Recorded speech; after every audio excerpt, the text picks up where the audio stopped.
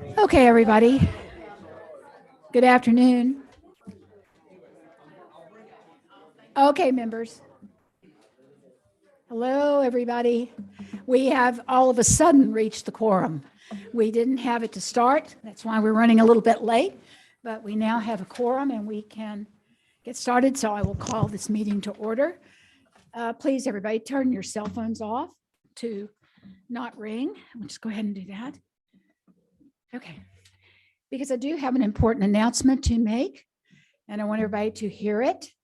Okay, on Wednesday, the 16th, we will have the first hearing of the big mental health bill. I do not know the time yet. We are looking for a room. You'll probably be here for at least 3 hours, so please plan on being here. We will have probably 30 to 45 minutes of an explanation of what's in the bill. And then we will take comments from basically anybody that wants to make a comment, provided there will be a time limit and how many people sign up. We'll look at the time limit. And what I would ask you is, if you are bringing a suggestion for a change, that first of all, you read the big bill and make sure that it's not in there. And then if you're going to bring the suggestion for the change, that you have the page number and the line number where your change would go. And I would prefer it if you had your change written and handed to me ahead of time, but if you don't, that you have it written out so I can repeat it. Now I know there will be some people that's mainly for the lobbyist, but I know there may be some people in the public that, will not be that detailed, but it will help if there's something that you think that a better way, that'll make the bill better, that needs to be changed, something you think we've missed and it's going to cause a problem. It really be really helpful for time and all for you to tell us the page number and the line number of where it falls in the bill. So we won't be struggling up here looking for what you're talking about and trying to find it, since time will be limited. That will be the first time. And then we'll make an announcement about what's happening. But for the committee, we'll probably, just plan it won't be the last time. So are there any questions anybody has about that from the committee? Okay, so everybody's got it, the 16th. As soon as we know a room and a time, we will publicize that. Thank you. Okay, do I have a folder to work from? Helen, did you forget me? Sorry, I didn't give a folder. Yours is just. Oh, I just left out the folder. oh, right where I can get it. Okay. Okay. We do have people from CORE here, correct? Okay, and we're not going to start with you right at the moment. We have I think a couple of chairmen that need to go somewhere quickly that are presenting bills. So we're going to let them do their bills first. Chairman Taylor, that will be House Resolution 629. Sorry to keep you for as long as we did. Thank you, Madam Chair, members of the committee. Today, I bring you House Resolution 629. We'll be working off of LC 520034. This is something that I think needs to be looked at. During our rural council meetings, we noticed there were issues with the state health plan. This is a study committee request so that we can look at several aspects and making sure that everyone is getting the best benefits and benefits are available throughout the state. So we would like to have a study committee on this, and that is what the bill does, or the resolution. Any questions for the chairman? No questions? Okay. What's the stance and the desires of the committee? Okay. So, okay, got a do pass second. Got a second. Anybody else want to discuss? Anything about it? No? Okay. So everybody in favor of the passage of the House Resolution 629, say aye. Anyone Aye. opposed? Aye. No? Okay, the ayes have it. Thank you. Hope Thank you, that got Madam you out Chair. in enough Thank time. you. Representative Parrish, Chairman Parrish. Okay, this is House Bill 963. House Bill 963, LC 480502. Thank you, Madam Chairman. House Bill 963, for those of you that have been here, you'll recognize this as just the annual update of the Controlled Substance Act.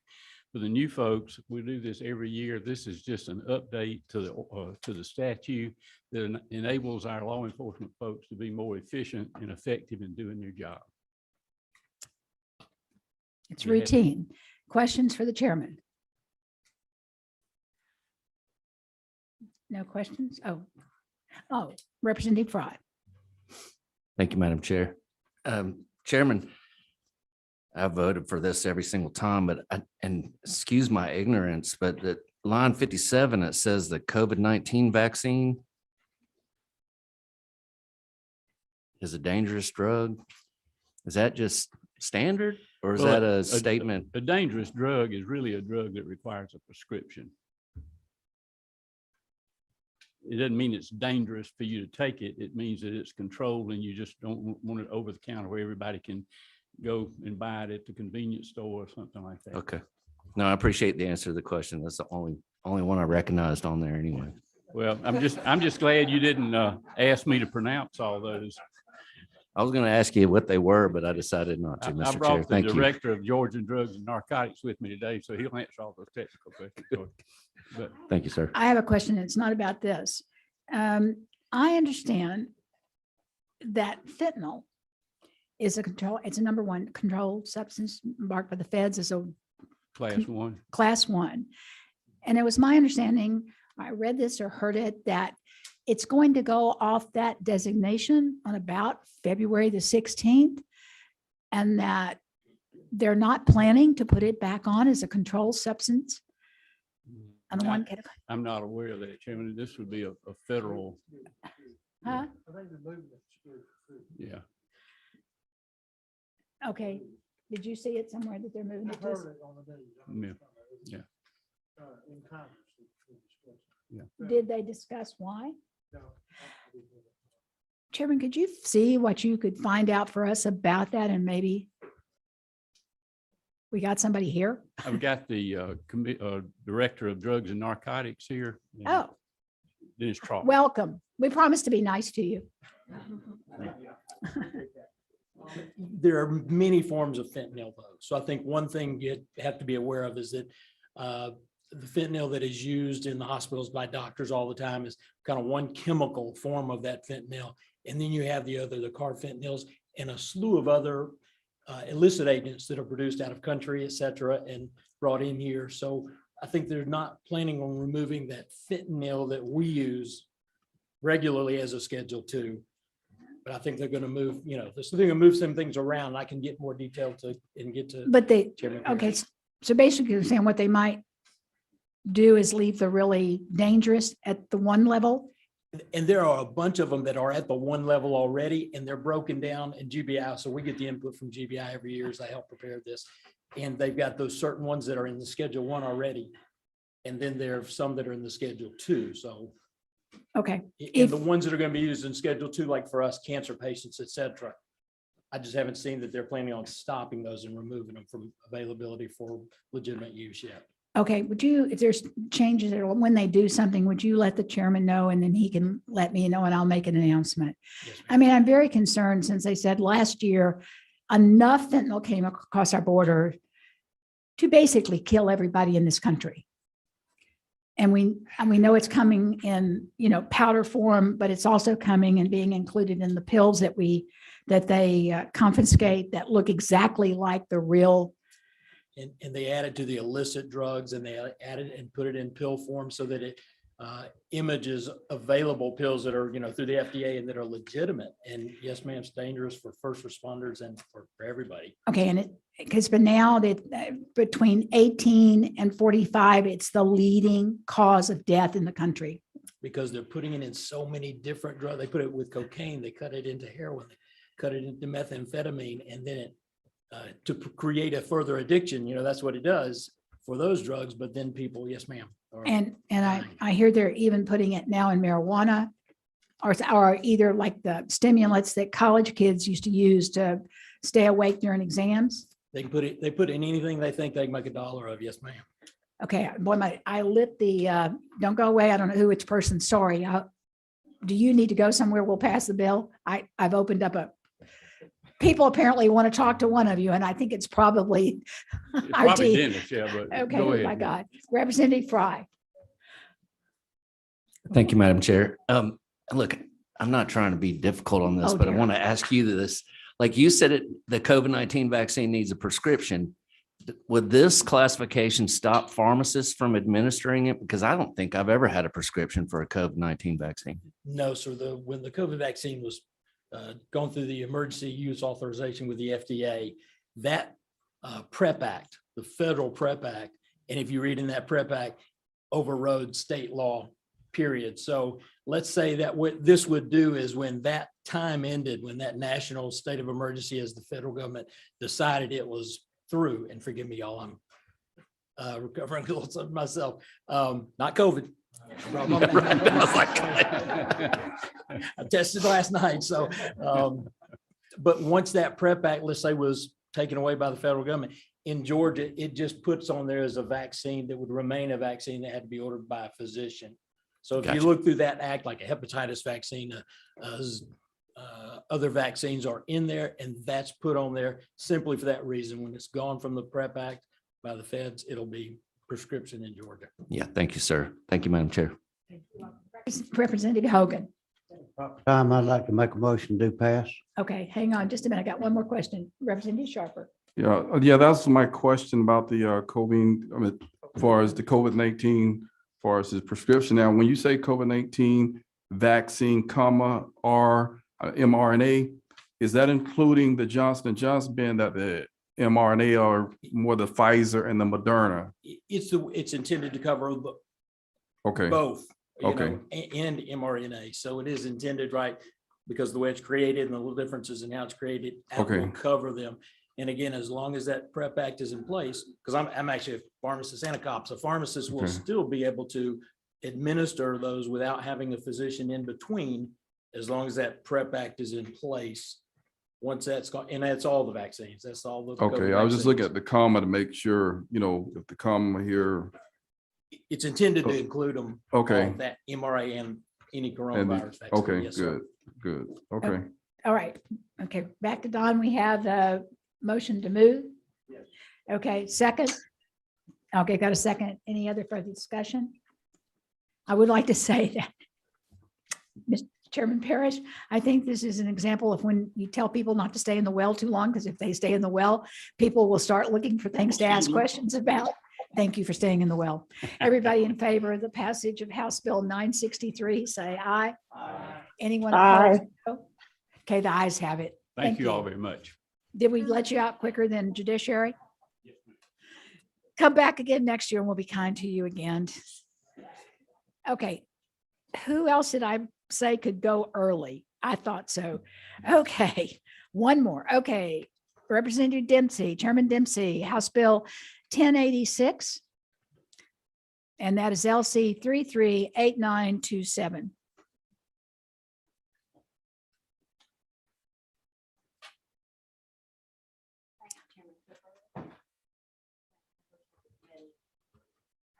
So this is truly, I know we talk about Yeah. simple measures, but it's not often that you get a 25-line bill. So it truly is, there is a correction in here to align us with some federal measure right now. So if you'll look at line 13 through 16, those are the only changes, and it's dealing with lowering the age.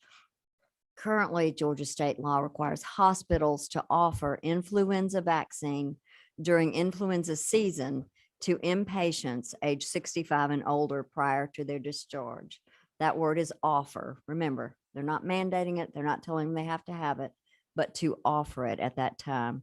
The Centers for Disease Control and Prevention now identifies individuals age 50 and older to be at increased risk for severe illness and complications from influenza. Because as we age, our immune systems weaken and we are more likely to have underlying health conditions such as diabetes, asthma, or cardiovascular disease. With that in mind, this legislation simply covers lowering the age from 65 down to age 50 and older, and the inpatient may still accept or decline the vaccine for any reason. Georgia Medicaid covers the influenza vaccine for adults, and the Affordable Care Act mandates that commercial payers must cover the full cost of vaccines having a recommendation from the CDC, like influenza. Questions for Chairman Dempsey? No questions? Okay. What's the will of the, we have a move? Do we have a second? Is there any more discussion? Okay, anybody in the audience that signed up or anything to speak on it?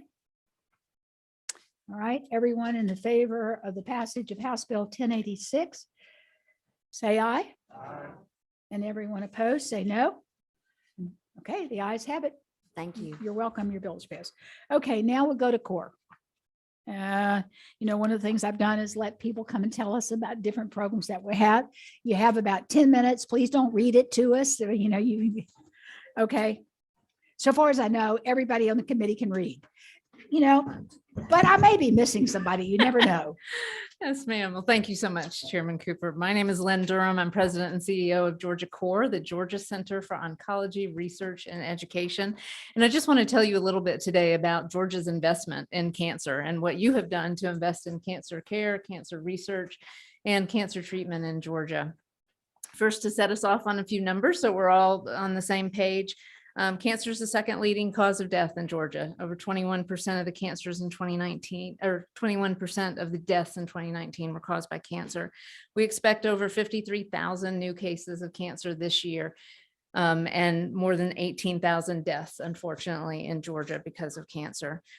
Delays this year during COVID because of delays in screening. People have not been going to get their screenings. And so that we're afraid we're going to have more and more cancers. The 5 main cancers in Georgia are lung, colorectal, breast, cervical, and prostate. If there's good news about those, the good news is those 5 can be screened for.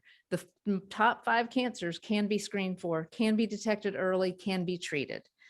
And just one last number, there are over 647,000 cancer survivors in Georgia today. So we have a lot of cancer survivors. What is Georgia Core? And let you know what we are. We were established back in 2003.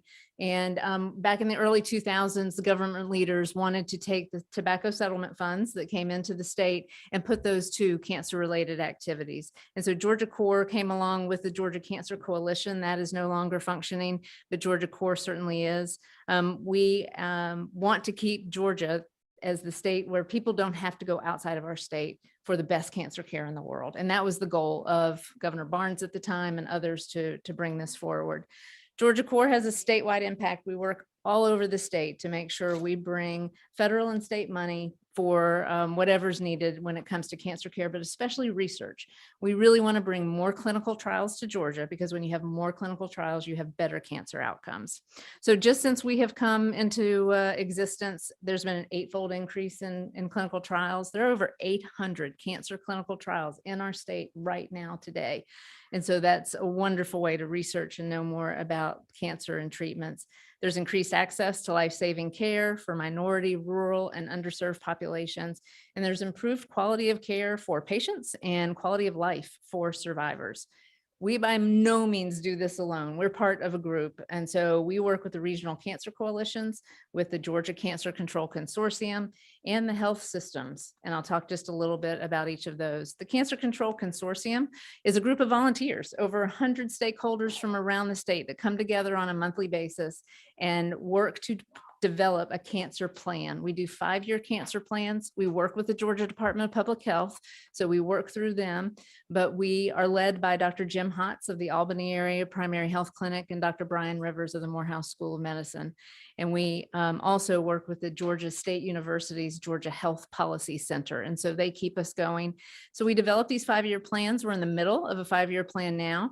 And the goal of that plan is saving lives, reducing burden, and reducing disparities in cancer outcomes.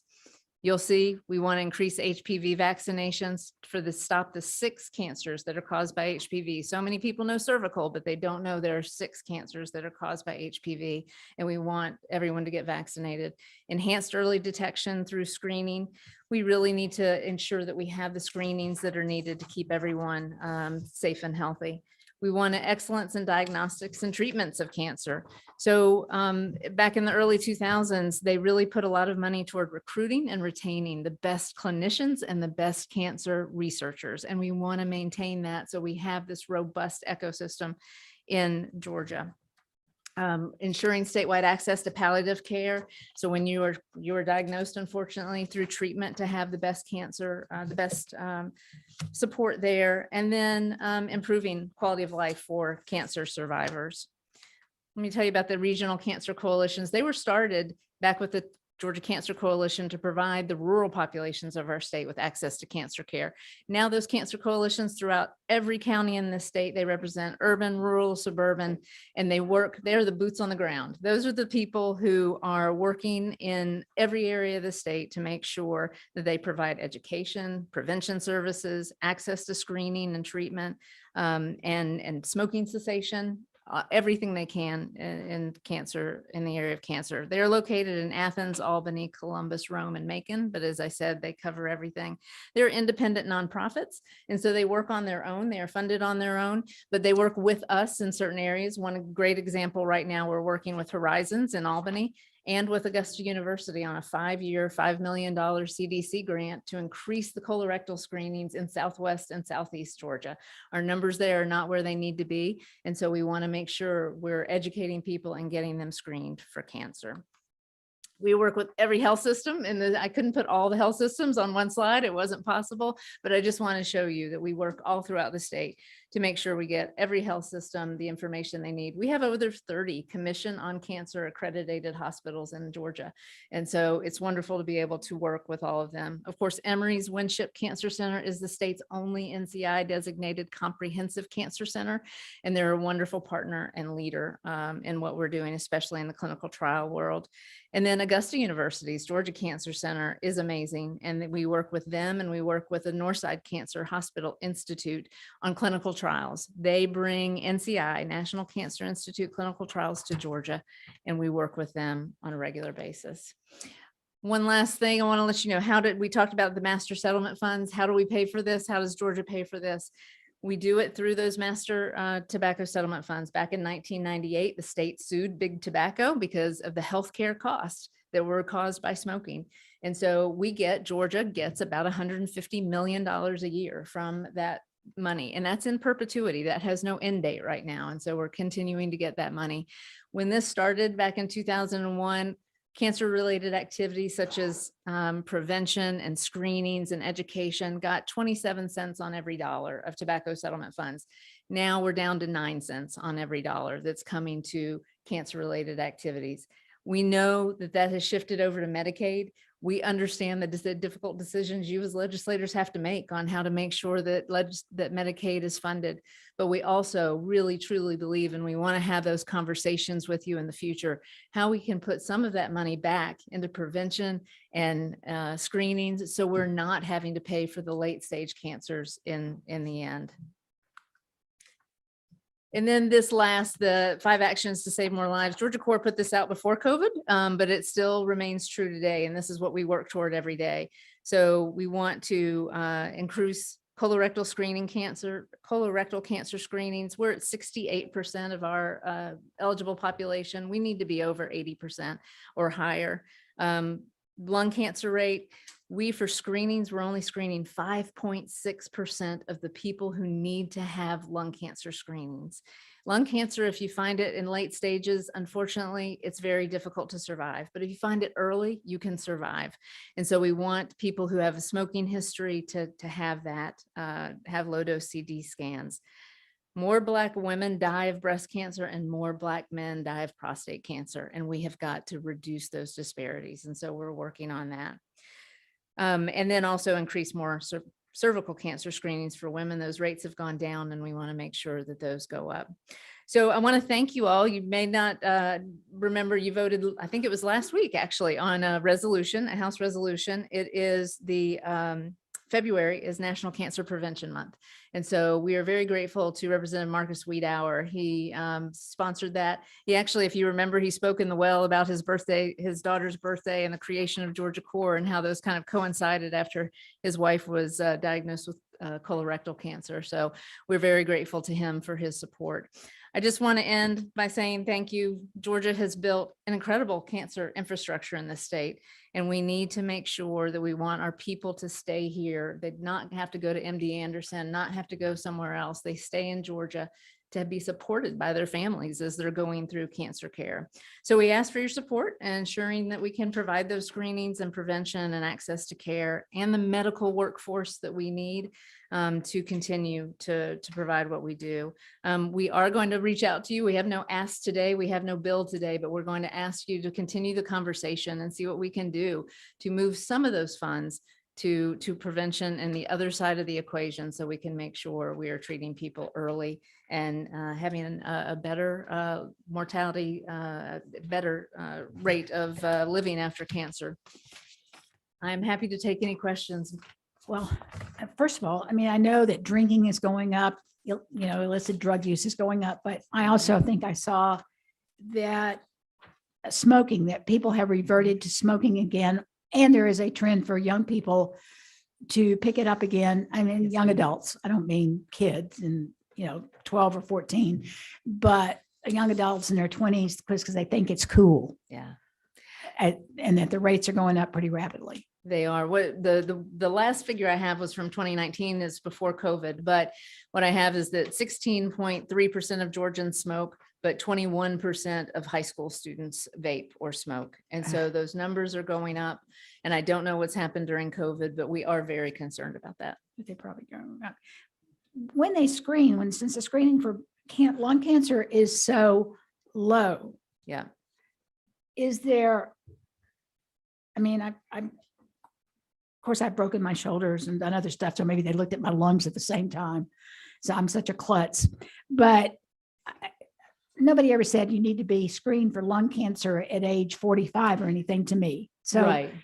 So, I mean, is that one of the reasons that the screening that the finding them is so low, 5.6? Yeah, it's the recommendations have to do whether you have a history of smoking or secondhand smoke. That's yes. And so if you don't have a history of smoking, they won't generally recommend a low dose CT scan. But if you do, and if you're honest with your physician about what you have, and some people are not when it comes to smoking or vaping, but when they have a history, they do have a chart they can use to say, okay, you've smoked for 15 years, you need to have yearly these low dose CT scans that can look and see for any changes that happen over time. Well, I shook my head and said no, because I've never smoked, because I had a mother, and then when she died, a stepmother that smoked, and I've never wanted to smoke.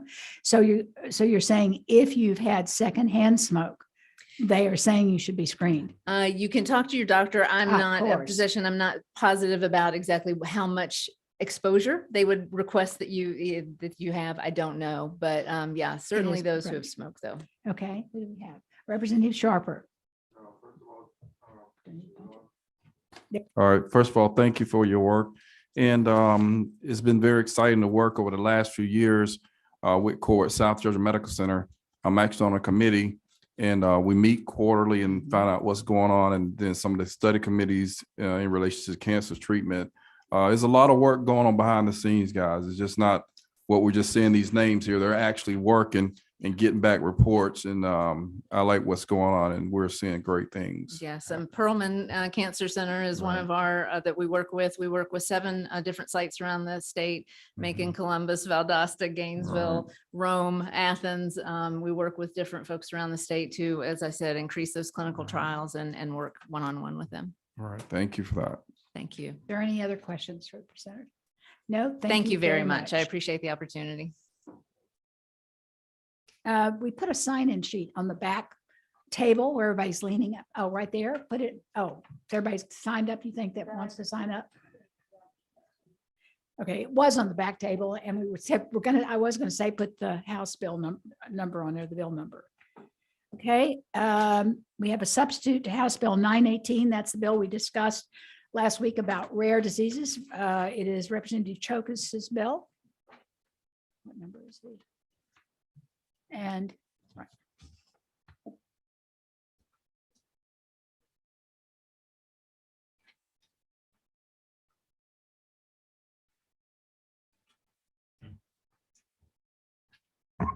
Thank you, Madam Chair, members of the committee. I wanted to bring back to you, it's House Bill 918, but we did a committee substitute. The committee substitute is LC 338990S. And I appreciate the committee giving me the latitude to work with Legislative Counsel. Ms. Betsy did an excellent job in cleaning up some of the corrections, clarifying and cleaning it up the language a little bit. And I'd like to go over those clarifications quickly, if that's okay. First of all, this bill creates a rare disease council for those that weren't here last time. And the rare disease council, for the members of the committee that weren't here, is to define a rare disease is also called an orphan disease, and it's a disease that affects fewer than 200,000 people in the United States. There are more than 7,000 known rare diseases affecting approximately 25 to 30 million Americans, and more than half of which are children. The purpose of the state-based advisory council to be composed of qualified professionals and persons living with rare diseases and their caregivers is to educate medical professionals, government agencies, legislators, and the public about rare diseases as an important public health issue and encourage research into the development of new ways to diagnose and treat rare diseases. The first question that we had about the Rare Disease Council was, where would it fall under? And it would fall under the Georgia Department of Public Health. Megan Andrews was here and she gave me exactly what it would take to do that. On the back of the legislation, you'll see a fiscal note. It's going to cost $7,194 a year for this Rare Disease Council to operate, and it fits well within the Department of Public Health's budget, and they were supportive. The second change that we did was on line 48, and we just cleaned it up a little bit and then changed it to one pediatric specialist trained in the care of children with rare diseases.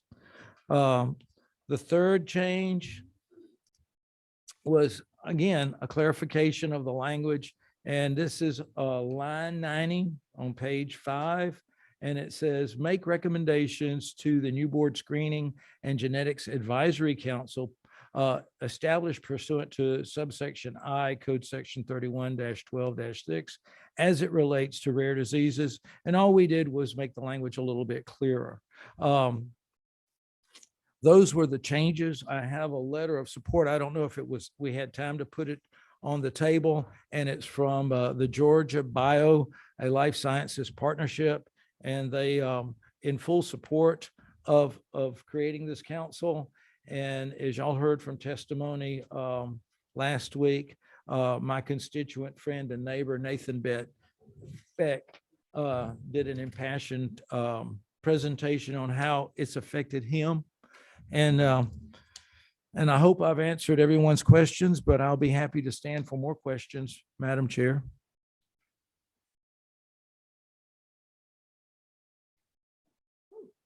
You're curious today, Representative Trott. No, you have the microphone. I am curious today. Thank you, Madam Chair. Friendly question on here. I'm assuming the line 3132 is where it establishes it within the Department of Public Health. 31, 32. Hold on one second. And I don't see a reference before that point for establishing it within the Department of Public Health.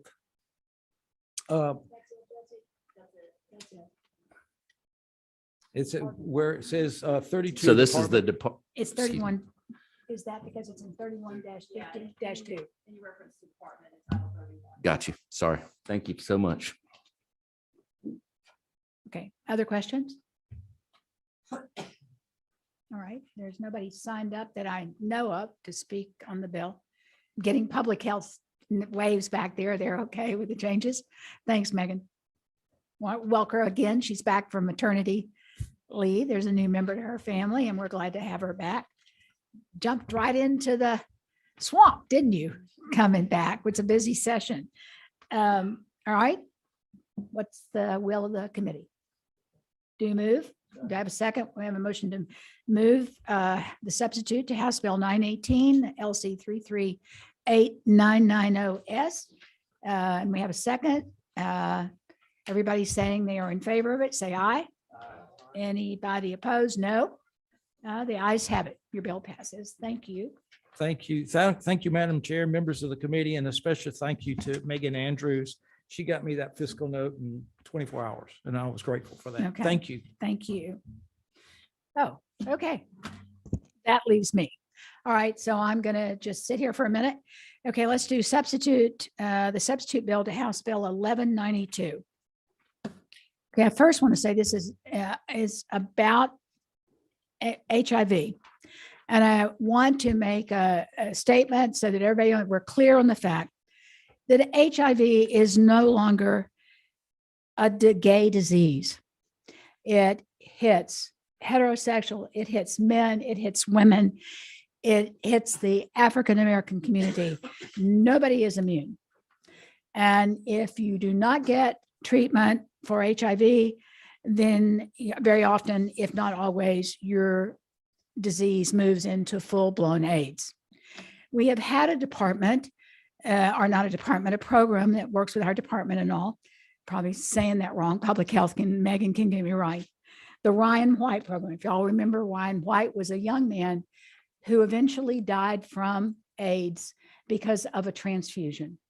And a lot of money has been put in that. They've done wonderful work. But in Georgia, it is always running out of money. And we are having to supplement it to the tune this time of $10 in the supplemental, 10 million in the supplemental budget and 10 million in the big budget. So we are asking that, and the bill would allow for us to ask for a waiver request to do a demonstration project to provide treatment under our Medicaid services, which will be far less costly and would allow for people with HIV to get better care so that they do not then, become a full-blown case of AIDS, which is the point. The treatment cost hundreds of thousands of dollars. So that is what and people on this program would have a diagnosis of HIV, an income of less than 138% of the federal poverty level, and have no health insurance. So that's what the bill does. This is a cost-saving measure for us. It's my understanding they would move into managed care, right, and now it's fee for service, and there will be a major savings and allow us not to be continually coming back in our supplemental budget to ask for millions more dollars, while at the same time providing better care for citizens of Georgia who are positive for HIV. I'll be glad to answer questions, or I'll ask Megan or the lobbyist for this group to come up and talk to you. Okay, questions for the author or for public health?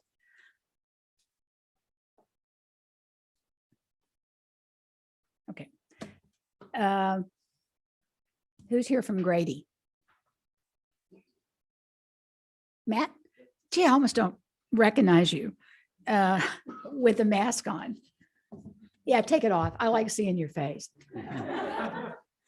You know, Grady is our safety net hospital, and they do the yeoman's work on all sorts of issues. You know, Matt, while we're doing the mental health bill, you probably ought to set up a meeting, a visit from this committee, the people that want to come, and let us see your facility that you built when you built the new emergency room area for treating. And we would love to have you. We have a psychiatric emergency room that's dedicated for psychiatric situations that we built when we expanded the Marcus Trauma Center. We're actually the second largest provider of behavioral health services after the prison system or jail system. On this bill, I'm Matt Hicks. I'm the Chief Policy Officer at Grady Health System. Grady has the Ponce de Leon Center, which is our infectious disease clinic. It's an HIV clinic. It's the largest and most comprehensive clinic in the state. We currently serve 6,200 Georgians that are living with HIV there at the clinic, both pediatric and adult, and from across the state. Our priority is to end the HIV epidemic. And the ways that we do that, one is diagnosing people that have HIV. The second is treatment. If you're in treatment and you achieve viral suppression, the virus can't spread. And then the third is prevention. If we can prevent the spread of HIV through PrEP medications, it's part of the overall strategy. And the fourth is responding to any outbreaks. This plan actually came from the Trump administration's ending the epidemic proposal over the last 4 years. We believe Medicaid's a really important part of the formula to solve in the HIV epidemic, and so we support this legislation, and we would ask for your favorable consideration.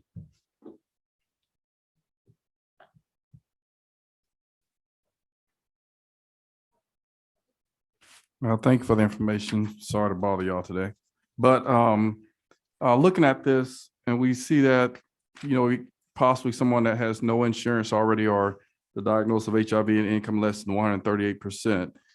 In a perfect world, in a sense, where we're seeing the Medicaid and Medicare funds that can come into our area, I just want to go on record and saying that a lot of these people that may be eligible for this, if we go through this project, instead of just seeking a waiver, that through Medicaid expansion, a lot of these people will be covered, and we can make a difference in what we're doing with our citizens in the state of Georgia. So just looking at this, Medicaid expansion would make a huge difference to help these people. Representative Sharper, right now, what we're looking at is to do a waiver to see if we can run a pilot project and see this right now. The governor does have a request into CMS to expand our Medicaid population. And it was over, Trump approved it, and then it wasn't, then the Biden administration did not, agree to let us go forward, which it was ready for. And that is under discussion, and they're still discussing it to do something. Oh, is that the one that we were mentioning of, that he was doing a waiver / Medicaid expansion for a certain group of people, not the large amount of people that we're looking. That was going to cover what I call a Band-Aid of people. I think it covered people up to 100% of the federal population, the federal. Right, that's the Band-Aid. Population. Okay. Okay, Representative Jaspers. Thank you, Madam Chairman. I don't know if this is for you, the bill, or Grady, but when you look on the request here on line 15, we talk about a demonstration project. Are we describing one site, or would it be one site, or would do this test in an urban, in a rural setting, or just at Grady? Because as you and I know, the lack of access for something like this in a rural area would be significant. And I'm just curious what the plan is. Okay. Want me to- No, do you have it? You know, My expectation is it would be a statewide waiver. If it's going to address the ADAP funding, the state budget funding issues, it would be a statewide approach versus a specific. the pilot. demonstration would be to see how it worked with the patients. Okay. So. Petrie. Madam Chair, sir, and under many of our Medicaid waivers, we have the ability to cost share for people with higher incomes. Are you familiar with that? We do that with a lot of our waivers for seniors, the disabled, et cetera. Would that be the case with this particular pilot waiver?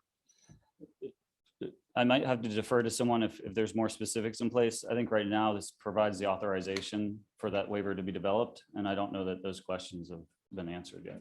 I mean, are you saying people over just 132, and this one specifies that people under the 132, Right. and you think, But there are people that already have Medicaid and those that, for example, if they were institutionalized, we'd have a much higher cost. And so there's oftentimes cost share provisions. I'm curious as if that would be the case here. That's what I'm trying to understand.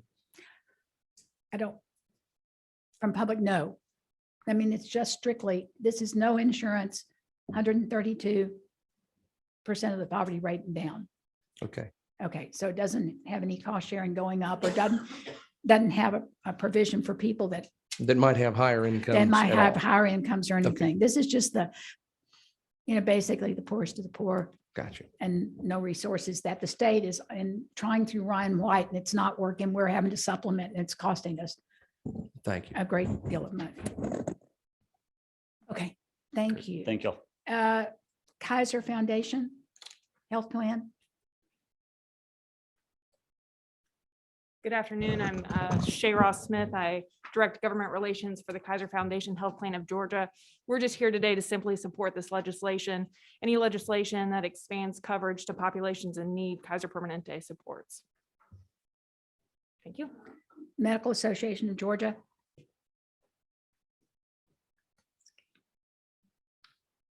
Bethany Scherer with Medical Association of Georgia. We're just here to support this legislation today. Thank you. All right. Are there any other questions for me? What is the will of the committee? Oh, you've got a question? Oh, pass. I'm sorry. Okay, I've got a motion to pass. Do I have a second? Any further discussion? Okay, seeing no further discussion, everyone in the favor of the passage of the substitute to House Bill 1192, say aye. Aye. Anyone opposed? No. Okay, the ayes have it. Thank you very much, the committee. You have certainly voted for something that will help the state budget, but will also help a lot of people in our state that are suffering and who HIV. And please let me reiterate again. I watch the statistics on this. It is not a gay problem. It is a man, a woman problem, Black, white problem, Spanish. It affects everybody. And if we can do, like Matt says with Grady, anything we can do to lower the infection rate. And if you are getting, listen to me, if you are getting the proper treatment and taking your medicine, then your, what do they call it? Goes down to zero. What is it? Your viral load goes down and it's not transmissible. And so we can work to wipe this out, the transmission of it. So thank you very much for that. Okay, I have the second one also. Okay, here we go. House Bill 1092. The idea of this sort of comes from the accountability courts. We have a lot of diversion when people go up to be sentenced. If they will agree, the judge thinks they are a candidate and they will agree to go to some kind of an accountability court. They have them for alcohol. They even have one in Cobb County, which has, can't remember the name of it, but it's when they're is violence in the family or there's been trouble in the family. I attended one of the graduations for one of these, and a young man that was graduating said, if he had known how difficult it was, he would not have agreed to go into the program. He would have gone to jail instead. So it's not an easy way out. You know, a couple of years ago, y'all helped me pass a bill about shackling pregnant women because women in our prison systems were having their hands, shackled behind them and their feet shackled, and they were falling and losing their babies. Jail is a terrible place for a pregnant woman. We do have one facility where further along in the pregnancy, they do send our women. I think that they try to get most of them to that. And I don't believe any of you would agree to send your wife, if she was childbearing age, or your daughters or your granddaughters to that facility. Needless to say, it's lacking a lot. So this would be a way that a woman facing prison time, if a judge decided that they were a viable applicant for this program, that they would be able to defer their jail time until 6 weeks after they had delivered their infant. Now, it comes with oversight and having to get prenatal care and to check in and all the controls on it. It's not an easy get out of jail. I mean, because one of the things that we find is a lot of women do not get prenatal care. They don't go anywhere to get it, and they pass it by, and we get low birth weight infants and children with, problems. So they would have to adhere to that. If they don't adhere it, it includes all the rules about, if you break it, you go immediately, to jail and so forth. But basically, that's what the bill does. They experience a loss of the pregnancy. They have to let the sentencing judge know within 72 hours and self-surrender. There are certainly parameters set on this, and it is all up to the judge. And even like the young man, if the woman, for whatever reason, does not want to stay out, then they can say, no, I'd rather go to jail. And I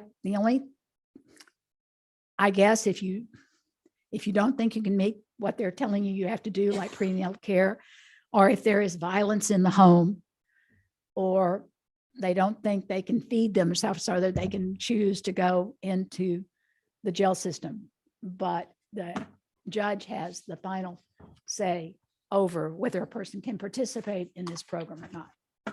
Okay, I'll be glad to answer questions.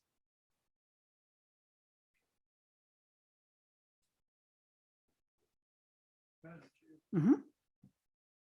Approximately how many women a year would be eligible for this program? Well, I would like to know, when we had that other bill, we asked that, we get accounting from the sheriffs about how many pregnant women they got. And they asked for that to be taken out of the bill. Terry, do you have any idea how many come? I mean, this is Terry Norris with the Sheriff's Department, Sheriff's Association. Thank you for the question. We really don't, but I will say this, there is no sheriff in this state that wants to keep a pregnant lady in jail. They do everything they can to get them out. That's not to say that there aren't pregnant ladies in jail. And I think Madam Chair is speaking on the sentencing phase of this. Hopefully, most of these people are not in jails. They are going to prison somewhere, hopefully. Now, that is not always the case because of in the past few years, our criminal justice reform has forced a lot of these inmates in general to serve time in jail. Right. But I can assure you, sheriffs are highly interested in moving those ladies out. So to answer the question, I don't know, there's about 33,000 people in county jails right now. So that of course changes, but It's, thank you. any other questions for? I can try to get something from the prison, but when I've tried to get numbers, it's not high, but it's, okay, Representative Schofield, you have got Schofield. I'll wait.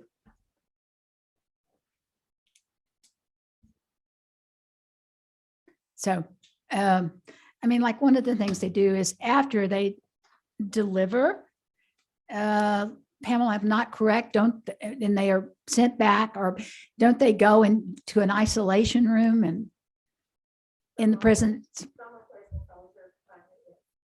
And can you take off your, can you come tell, okay. Pamela is an activist that works for pregnant women. And let me ask you this question. Why is that they would place some in isolation? Because is it all we have in the facility of that one hospital where they send them is just lack of adequate rooms? And There are different reasons. The majority is because of space. When they're brought back to the facility from giving birth, they may not have space. They have to go through diagnostics and different type things. And because of lack of space, a lot of them are placed in solitary. If they still have medical issues going on, rather than just deal with the issues, they're placed in solitary for quote unquote medical observation. So there are a number of different reasons that they're placed in solitary, but all of them, whatever the reason, is not good for the women, pregnant or postpartum. I think there's, if you're in prison and you've just delivered a baby and that baby is taken away from you and is, and if you are in prison, DFACS acts. One of the advantages of would be that early on, if you're outside, you have time to designate the person that will be keeping the baby and caring for the baby afterwards. And when you're in prison, then it gets DFACS. Right. So when these women give birth, they have about 2 hours that they're allowed to spend with their baby. And that's based on the officer, what type of staffing they have, what type of time they have to allow these women to visit with their babies. And then they have 24 hours to make a decision about where their baby would go, who would care for their babies.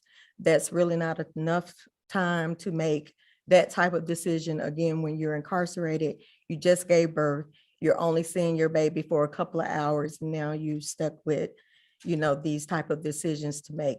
So this bill will allow women to have 6 weeks of bonding time with their babies. They can breastfeed, some family bonding, and also some adequate time to prepare and make arrangements for who cares for that baby.